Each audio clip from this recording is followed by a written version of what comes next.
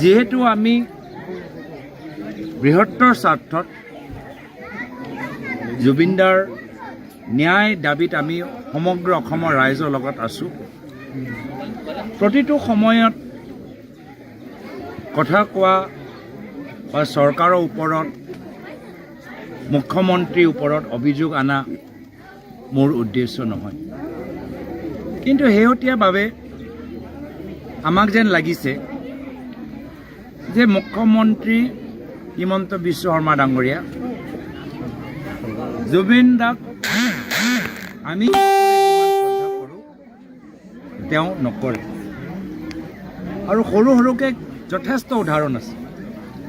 আৰু শেষত গৈ আৰু এটা উদাহৰণ আমি দেখা পাইছোঁ যে যিবোৰ কথা আজি চাৰ্জশ্বিট সম্পৰ্কত যি ওলাইছে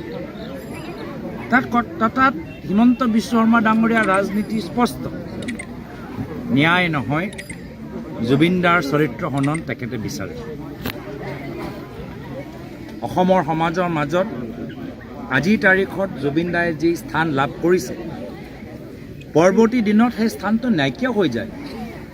তাৰ বাবে তেওঁ এটা কৌশলেৰে নিজৰ ৰাজনীতি আৰম্ভ কৰিছে। পৰৱৰ্তী সময়ত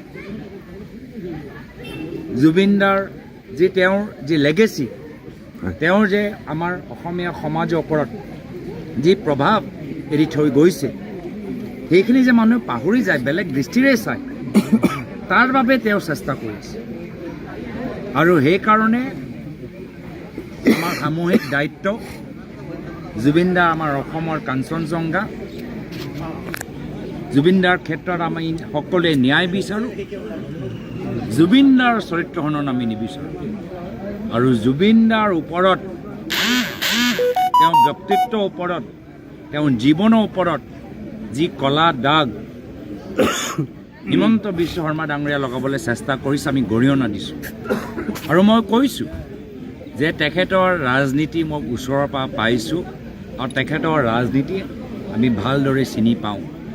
তেওঁ যিকোনো পৰ্যায়লৈ যাব পাৰে। নিজৰ ৰাজনৈতিক উদ্দেশ্য সফল কৰিবলৈ তেওঁ পৰিয়ালৰ ওপৰতো ব্লেকমেইল কৰিব পাৰে, অনুৰাগীসকলৰ ওপৰতো ব্লেকমেইল কৰিব পাৰে, জোৰ জবৰত কৰি সকলোৰ ওপৰত তেওঁ হেঁচা দিব পাৰে।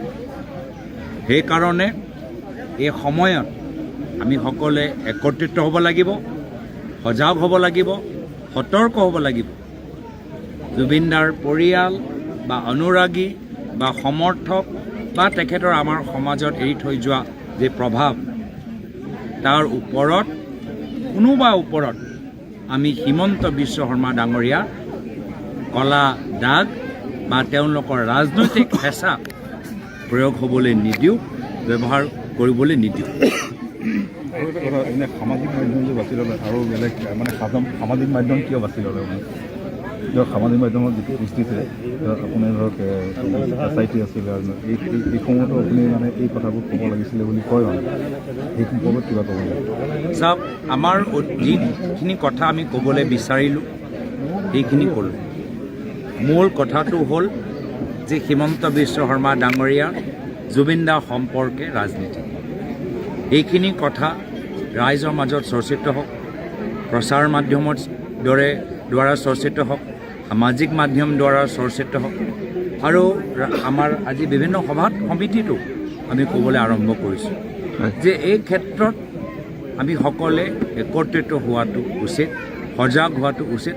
মানুহে বুজি পায়, মানুহে নুবুজাকৈ নহয়।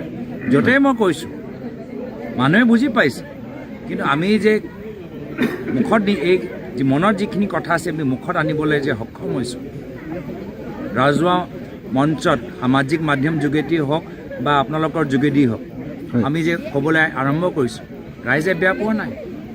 ৰাইজৰ মনৰ কথাবোৰ ওলাই আহিছে, ৰাইজে সাহস লাভ কৰিছে। আৰু ৰাইজক সাহস দিয়াটোৱে হ'ল আমাৰ উদ্দেশ্য। মই আগতেও কৈছোঁ যে কোনো মুখ্যমন্ত্ৰীৰ ভয় ভাবুকি অসমত আৰু নচলিব। এই ভয় আৰু ভাবুকি ৰাজনীতি কৰা দিনবোৰ প্ৰায় শেষ হ'ল। মাত্ৰ 4 মাহ আৰু সহ্য কৰিবলৈ আছে। কিন্তু মানুহেও এতিয়া ভয় নকৰে, আমিও ভয় নকৰোঁ।